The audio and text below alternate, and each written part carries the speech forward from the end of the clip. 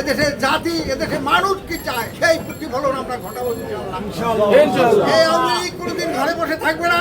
এই আওয়ামী লীগ আপনাদের সবাই নিয়ে চলবে। আওয়ামী লীগ খালি আওয়ামী লীগ না, আওয়ামী লীগ হলে জনগণের আওয়ামী লীগ। জনগণকে নিয়ে আওয়ামী লীগ। আওয়ামী লীগের শক্তি কিন্তু ক্যান্টনমেন্ট নয়, আওয়ামী লীগের শক্তি কিন্তু কোনো বাহিনী নয়। আওয়ামী লীগের শক্তি এদেশের জনগণ। জনগণের মধ্যে থেকে আওয়ামী লীগ সৃষ্টি হয়েছে। সেই জনগণকে নিয়েই আবার এদেশে যা ঘটাবার তা ঘটাবে ইনশাআল্লাহ।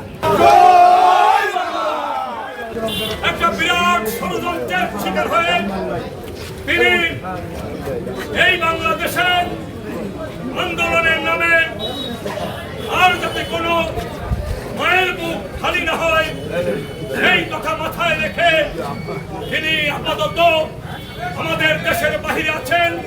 তাই সাথী ও বন্ধুরা আমার, এই অবস্থায় গেল কয়েকদিনে সারা দেশে আওয়ামী লীগের অনেক নেতা কর্মীদের হত্যা করা হয়েছে, অনেকের বাড়িঘরে অগ্নিসংযোগ করা হয়েছে। Cinematic display, photography master, performance expert, NextG N9.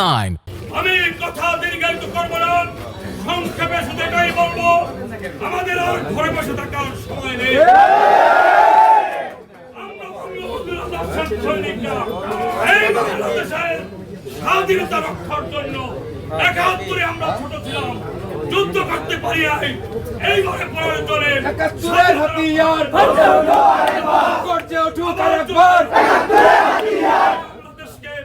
এই বাংলাদেশে আবার আমাদের প্রিয় নেত্রী, খেটে খাওয়া মানুষের প্রিয় নেত্রী শেখ হাসিনাকে আবার আমরা সসম্মানে ফিরে আনবো, এই কথা বলে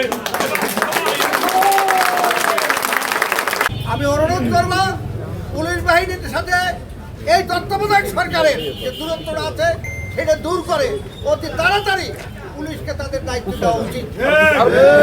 কারণ পুলিশ এদেশের মানুষের বন্ধু, সুখ-দুঃখে সবসময় দাবি করেন তারা। কিন্তু আজকে যদি পুলিশ নিষ্ক্রিয় থাকে জনগণ অসহায় হয়ে যায়। আজকে বরগুনাতে লুটপাট, আগুন দেওয়া, ভাঙাচোরা হয়েছে, এখন পর্যন্ত যে চাঁদাবাজি চলেছে, এই পুলিশ বাহিনী থাকলে এইগুলো হতো না।